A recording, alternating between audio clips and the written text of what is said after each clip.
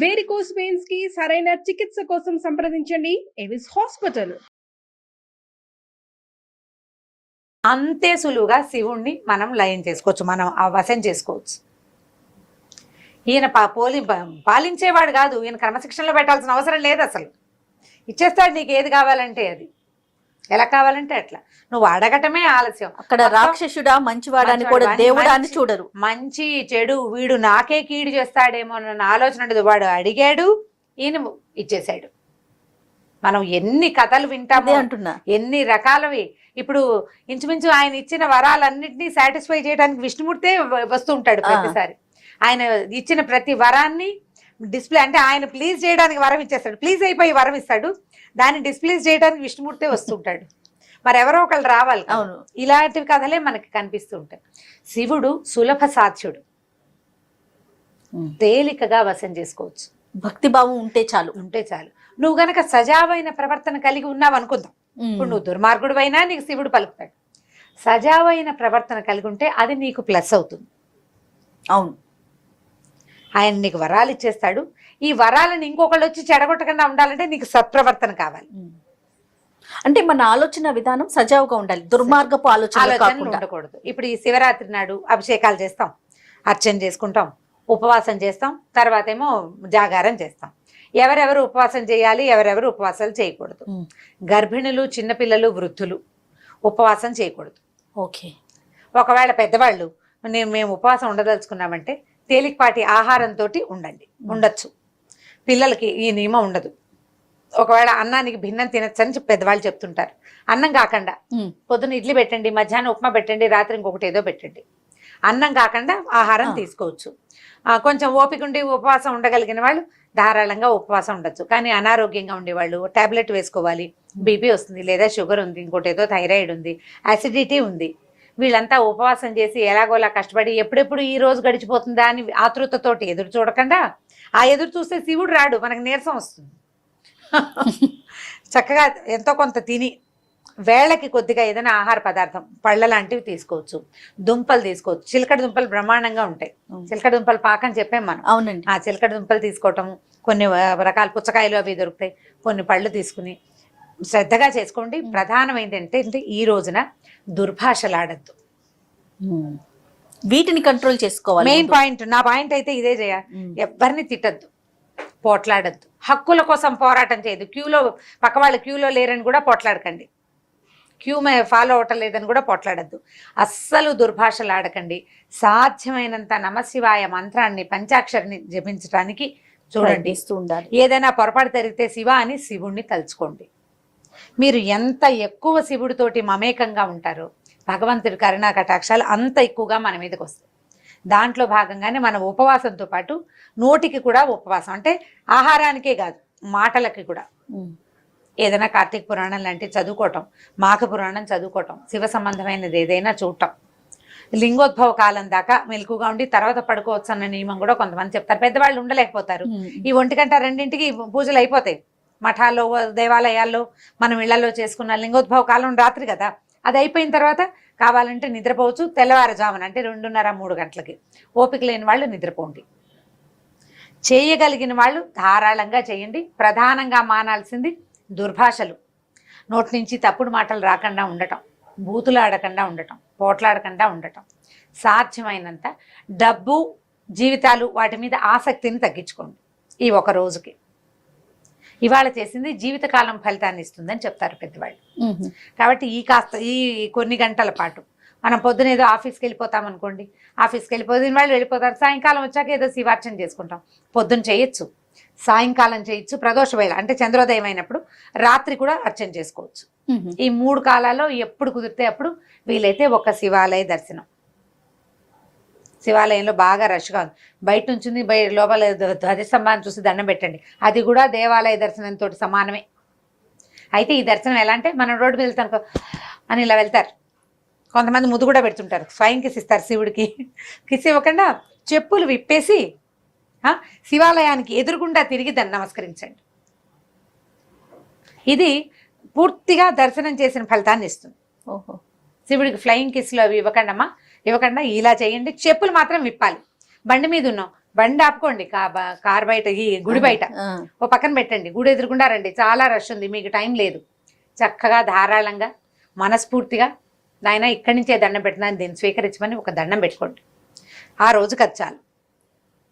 వీలైతే శివాలయంలో దీపారాధన చేసుకోవటం, సాయంకాలం వేళ దీపం పెట్టుకోవటం, ఇక మీరు ఏం చేసినా ప్లస్లే అవన్నీ. సరే, ఆరోగ్యవంతులైతే ఎలాంటి నియమాలు పాటించాల్సి ఉంటుంది అంటారు రమ్మగారు? అంటే పూర్తిగా రాత్రంతా జాగారం చేసి మళ్ళీ మరుసటి రోజు ఏంటి? మరుసటి రోజు ఇక పడుకోకూడదు, పగలంతా కూడా నిద్రపోకూడదు. పగలు నిద్రపోతే జాగారం చేసిన ఫలితం ఉండదు. అవును అంటారు. పగలు నిద్రపోకూడదు. ఆరోగ్యవంతులైతే కొంచెం వీలైనంత ద్రవ పదార్థాల మీద ఉండండి ఆ పగలంతా కూడా. పగలు మరుసటి రోజు, ఈ రోజు శివరాత్రి రోజు, శివరాత్రి మర్నాడు పొద్దున భోజనం చేసేయచ్చు, భోజనానికి ఇబ్బంది ఏం లేదు. కానీ మీరు హెవీగా తింటే నిద్ర వస్తుంది.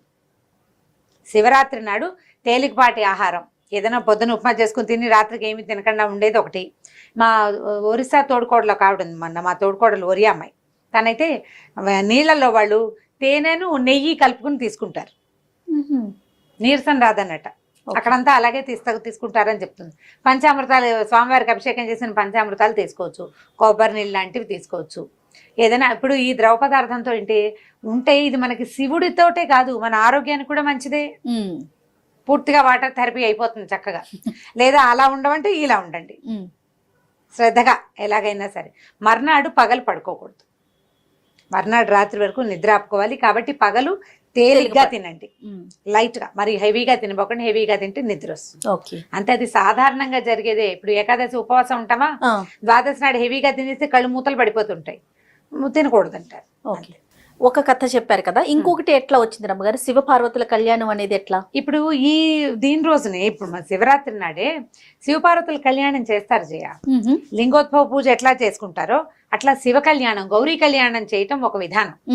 ఇప్పుడు మనకంటే కర్ణాటక వైపు హెచ్చుగా గౌరీ కళ్యాణం చేస్తారు. ఇప్పుడు తర్వాత కాలంలో మన దగ్గర కూడా కనపడుతుంది, శ్రీశైలంలోనూ అక్కడ చేస్తారు. ఈ గౌరీ కళ్యాణం చేసిన రోజే ఇది జరిగిందని, అంటే గౌరీ కళ్యాణం అయ్యింది, తర్వాత కాలంలో మళ్ళీ అదే సమయంలోనే ఈ అగ్నిస్తంభ రూపంలో శివుడు దర్శనమిచ్చాడని చెప్తారు, ఐతిహ్యం. అంతే కథ చెప్తారు. ఇప్పుడు నేను అనుకుంటాను శివ కళ్యాణానికి వేరే ఇంకా ఎప్పుడూ చెయ్యరు, శివరాత్రికే హెచ్చుగా చేస్తారు. అవును, అందుకని బహుశా ఇప్పుడు చేస్తారు కాబోలని అనిపిస్తుంది. దానికి ప్రత్యేకంగా కథగా అయితే చెప్పబడలేదు, మన పురాణాల్లో ఎక్కడా లేదు. 2 వాక్యాల్లో చాలా చోట్ల ఇది చెప్తుంటారనమాట, శివ కళ్యాణం జరిగిన రోజే ఇది అని. ఇంకొకటి చెప్పారు, శివుడు హాలాహలాన్ని స్వీకరించిన రోజు అని కూడా ఒక ఐతిహ్యం ఉంది. శివుడు హాలాహలం అంటే క్షీరసాగర మథనం. అప్పుడు క్షీరసాగర మథనం రోజున ఈయన ముందు హాలాహలం వచ్చింది, ఈయన హాలాహలం తీసుకున్నాడు, తర్వాతే అమృతం వచ్చింది. ఈ రెండిటికి చాలా రోజులు గ్యాప్ ఏం లేదు, గంటలే గ్యాప్ ఉంది. హాలాహలం తీసుకున్నప్పుడే ఆ రోజునే ఈ శివరాత్రిగా చేస్తారని ఒక ఇది చెప్తుంటారు. కాకపోతే అదేమి నియమంగా పూర్తిగా నమ్మడానికి వీల్లేదు. ఎక్కడెక్కడైతే ఇప్పుడు ఎలా ఉంటుందంటే కొన్ని పురాణాల్లో చిన్న పాఠ భేదాలతో తేడా ఉంటుంది. మనం కార్తీక పురాణం ఫాలో అవుతాం. కార్తీక పురాణంలో చెప్పబడినదైతే అగ్నిస్తంభ దర్శనమే చెప్తారు, లింగోద్భవమే. ఆయన పూర్తిగా సాకారంగా లింగ రూపంలోనే అట్లా అగ్నిలింగంతో లాగా కనిపించాకే సదాశివుడు. శివుడు అంటే మన పురాణాల ప్రకారం ఏంటంటే వీళ్ళు 3 రూపాలు కదా, బ్రహ్మ విష్ణు మహేశ్వరులు. వీళ్ళకి అమ్మవారే వీళ్ళ ముగ్గురిని, అంటే శక్తి ముగ్గురిని సృష్టించిందని మనం చెప్పుకుంటాం. అవును, శక్తితో పాటు ఎప్పుడు శివుడు ఉన్నాడని, ఆయన్నే సదాశివుడు ఉంటాడు అంటారని చెప్తారు. పరమశివుడు వేరు, సదాశివుడు వేరు. శక్తితో కలిసి ఉంటాడు శివుడు, ఆయన సదాశివుడు. మన శరీరం లోపల కూడా చక్రాల్లో ఒక చోట అమ్మవారితో కలిసి సదాశివుడు ఉంటాడని చెప్తారు. అవును, ఇప్పుడు అమ్మవారితో కలిసి ఉండే సదాశివుడు వేరు, అమ్మవారి చేత సృష్టించబడిన త్రిమూర్తులు వేరు. పరమశివుడు సదాశివుడిలో చిన్న తేడాలు ఉన్నాయి. ఇప్పుడు శక్తి అంటే పార్వతీమాతే కదా రమ్మగారు? అదే ఇప్పుడు చెప్తారు. ఆ తర్వాత మళ్ళీ వీళ్ళలో నుంచి 3 శక్తుల్ని ఉద్భవింపజేశారు, లక్ష్మి, సరస్వతి, లక్ష్మి, పార్వతి, వాళ్ళు ముగ్గురు. ఈ త్రిమూర్తులకి 3 అంశాలుగా, అమ్మవారి అంశే 3 రూపాలుగా వచ్చినాయి. వీళ్ళ ముగ్గురికి జోడీగా 3 రూపాలని సృష్టించబడ్డాయి వాళ్ళ ముగ్గురు. ఈ మొత్తం 6 రూపాలకి, మనం కొలిచే ఈ 6 శక్తులకి ఆది రూపం అమ్మవారు, అది ప్రకృతి శక్తి. ఇప్పుడు ఇది ఎలా ఉంటుందంటే, మనం దాంట్లో నుంచి ఇది వచ్చిందా, దీంట్లో నుంచి ఇది వెళ్ళిందా అనేది మనకు ఒక కన్ఫ్యూజన్ ఉంటూనే ఉంటుంది. బాగా పెద్దవాళ్ళు ఎవరైనా చెప్తే ఇది ఇంకా కొంచెం వివరంగా అర్థమవుతుంది.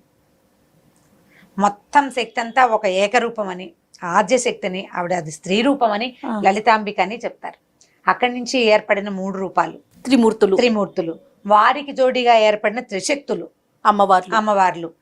ఈ 6 రూపాల ఏకరూపమే లలితాదేవి. ఇప్పుడు లలిత వేరు పార్వతి వేరు అనే డిఫరెన్స్ ఉంది కదా.